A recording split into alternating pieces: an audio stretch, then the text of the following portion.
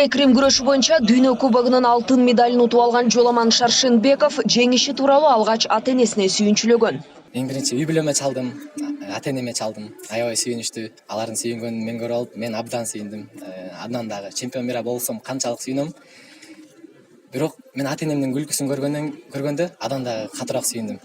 Кыз келиндер күрөшү боюнча дүйнө кубогунда Мээрим Жуманазарова дагы алтын медальга ээ болду. Ал финалда чехиялык Адела Ханзликованы 8-2 эсебинде жеңип алган. Дүйнө мыктысы аталып, маңдайы жарыла сүйүнгөн Жуманазарова чоң спортко кантип аралашып калганын мындайча баяндайт. Кичинекейимде ушу 6-классымда биздин айылга жаңы күрөш залы ачылып, үйдөн ушу мектептен уккам да, ушундай күрөш залы ачылып, үйгө келсем атам машык туруп жатат экен.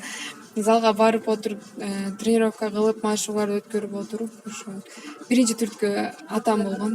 Атам ошо тренер болуп иштеп, ошо атам колунда тренировка кылгам кичинекейимде. Дүйнө кубогу мелдештин чемпиону Мээрим Жуманазарованын атасы Дүйшөн Жуманазаров машыктыруучу болуп эмгектенгенине 40 жылдын жүзү болду. Анын айтымында мыкты спортчу болуш үчүн каалоо, сабырдуулук жана аракет керек. Эми алардан балдар, кыздардан бөлүп деле иштеп үйрөтө албайсың. Башка убакта биздин башка жумуштарыбыз көп, демек эле айылда өтө жумуш көп.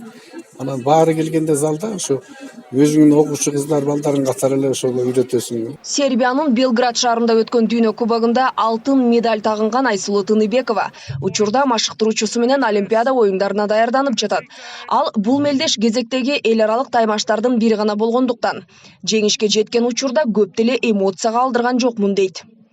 Турнир катары болгондон кийин эми мен ар бир эл аралык турнирде эле мындай сүйүнүп секире берсем болбой калат го. Мен эми дүйнө чемпионатында чыныгында биз 10 жыл машыгып жүрүп, 10 жылдан бери күтүп жүргөн жеңиш болчу. Бул историяда биринчи жолу Кыргызстандын историясында дагы жана ошондой эле кыз келиндер арасындагы тарыхында биринчи жолу жаратылган ийгилик болгондуктан мен ал жактан чындыгында эмоциямды кармай алган эмесмин. Иш чарага президенттикке талапкер Садыр Жапаров дагы конок катары келип спортчуларды куттуктады. Ал өзү да дене тарбия адиси болгондуктан айрыкча машыктыруучулардын түйшүгүн жакшы түшүнөрүн айтып, спортчулар кыргыз элинин сыймыгы экенин белгиледи.